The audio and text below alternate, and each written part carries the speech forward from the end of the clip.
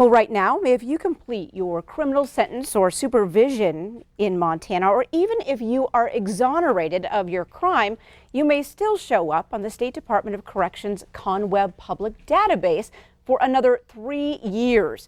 Now, ex-offenders and their supporters say it can be a significant barrier to finding a job or even housing.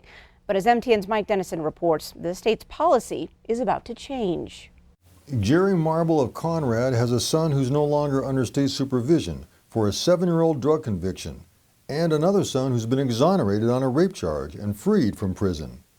But they're still listed on ConWeb, the state's public website and database of criminal offenders. For my sons and anyone, it affects their employment opportunities.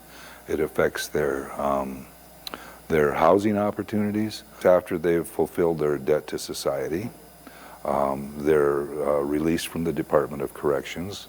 They're no longer subject to the Department of Corrections. Then why should they be on that list? Marble asked state corrections officials a year ago to take his sons off the list, but they would not. But last week, after inquiries from NTN News, the department said it has changed its mind.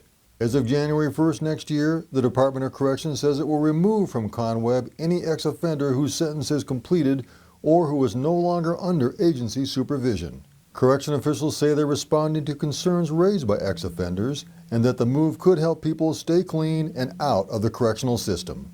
Zeke Campfield of the Missoula Interfaith Collaborative says having ex-cons on ConWeb was never a good idea and went beyond the sentence decided by a judge. A judge never decided that someone had to carry this badge on their chest beyond the limits of the sentence that they were given.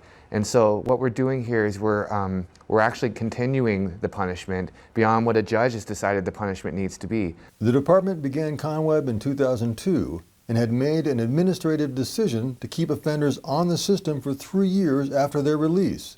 But some of the people still on ConWeb include people whose entire conviction has been overturned, but it still lists them as released. But starting this January, they'll no longer be listed at all. Reporting from Helena, Mike Dennison, MTN News.